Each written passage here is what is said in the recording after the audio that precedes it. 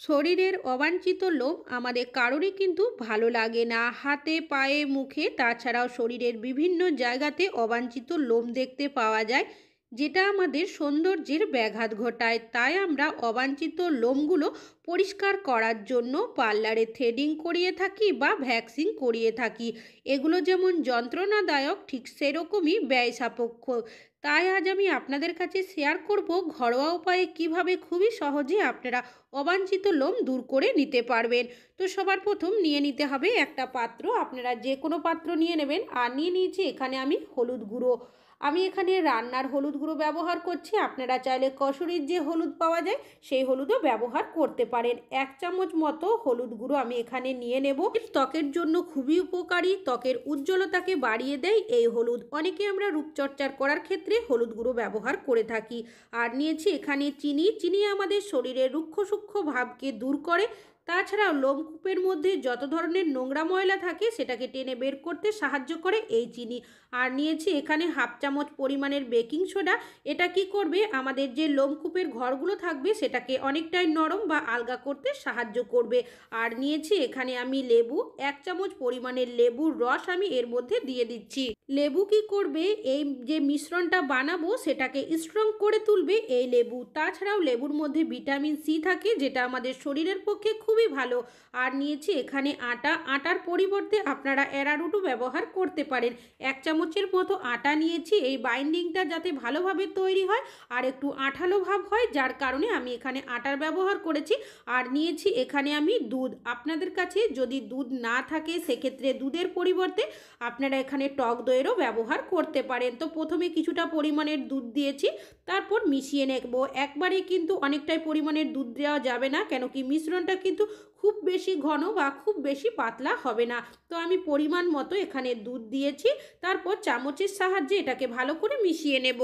যেহেতু এখানে গোটা চিনির ব্যবহার করেছি, এটা কিন্তু একটু সময় নিয়ে কাজটি করতে হবে, যাতে করে চিনিটা ভালোভাবে এর সাথে মেল্ট হয়ে যায়।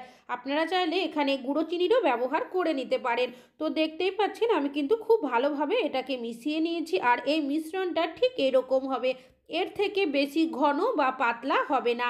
এবার এটা আপনারা কিভাবে ব্যবহার করবেন চলুন দেখে নেওয়া যাক। শরীরে যে জায়গাতে অবাঞ্ছিত লোম থাকবে সেই জায়গাতেই কিন্তু আপনারা এই মিশ্রণটা ব্যবহার করতে পারেন।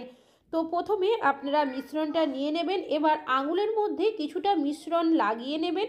তারপর যে জায়গাতে আপনাদের অবাঞ্ছিত লোম থাকবে সেই জায়গার মধ্যে আপনারা মিশ্রণটা লাগিয়ে নেবেন। তো কাজটি কিভাবে করছি সেটা কিন্তু একটু ভালোভাবে দেখলেই বুঝতে পারবেন। আমি এখানে ঠোঁটের ওপরের মধ্যে আপনাদেরকে মিশ্রণটা লাগিয়ে দেখাচ্ছি। আপনারা এই মিশ্রণটা হাতে, পায়ে, যেখানে আপনাদের অবাঞ্ছিত লোম থাকবে সেই জায়গাতে কিন্তু এইভাবে করে লাগিয়ে রেখে দেবেন 15 মিনিটের জন্য। কেন কি এই মিশ্রণটা শুকানোর কিন্তু খুবই প্রয়োজন। তবে হালকা যখন একটু মিশ্রণটা ভিজে ভিজে থাকবে তখন আপনারা কি করবেন, নিয়ে নেবেন কিছুটা পরিমাণের আটা। যে আটা রুটি তৈরিতে ব্যবহার করি সেই আটা নিয়ে নেবেন। হাতের মধ্যে কিছুটা আটা লাগিয়ে এই মিশ্রণের মধ্যে এইভাবে করে একটু আপনারা দিয়ে ট্যাপ ট্যাপ করে নেবেন। এতে কি হবে, যখন আপনারা এই মিশ্রণটা তুলবেন তখন কাজটি করতে আপনাদের সুবিধা হবে। তবে একদম শুকিয়ে যাওয়ার পর আটাটা কিন্তু দেবেন না। যখন হালকা ভিজে ভাব থাকবে তারপর কিন্তু আটাটা এইভাবে দিয়ে দিতে হবে। এবার এটা যখন আপনারা তুলবেন, কিভাবে তুলবেন, ঠিক যেভাবে আপনারা মিশ্রণটা লাগিয়েছিলেন তার উল্টো দিক থেকে কিন্তু মিশ্রণটা আপনাদের তুলে দিতে হবে। আমি আঙ্গুলের সাহায্যে এইভাবে নিচের থেকে ওপরের দিকে মিশ্রণটাকে তুলে নেব। যদি ভেবে থাকেন এইভাবে কাজটি করলে আপনাদের ব্যথা অনুভব হবে, তা কিন্তু নয়। একদম সামান্য পরিমাণের যে মিশ্রণটা লাগানো রয়েছে সেটা ওঠানোর সময় যেটুকু হবে সেটুকুই, ওর থেকে বেশি কিন্তু হবে না। এইভাবে করেই আমরা কিন্তু খুব সহজেই আমাদের শরীরের যে কোনো জায়গার অবাঞ্ছিত লোম দূর করে নিতে পারি। কাজটি কিভাবে করছি সেটা একটু ভালোভাবে দেখলেই কিন্তু আপনারা বুঝতে পারবেন। তো দেখতেই পাচ্ছেন এইভাবে করে মিশ্রণটা তুলে দিয়েছি। আর যে ছোট ছোট অবাঞ্ছিত লোমগুলো ছিল সেটা কিন্তু সবটাই উঠে গেছে। তবে আপনাদের যদি একটু বেশি থাকে সেক্ষেত্রে কিন্তু একদিন করলে হবে না, সপ্তাহে যদি আপনারা 2 থেকে 3 দিন করেন আপনাদের সমস্ত অবাঞ্ছিত লোম কিন্তু উঠে যাবে। তবে একবার ব্যবহার করলেই আপনারা কিন্তু বুঝতে পারবেন যে কতটা পরিমাণের অবাঞ্ছিত লোম আপনাদের উঠে গেছে।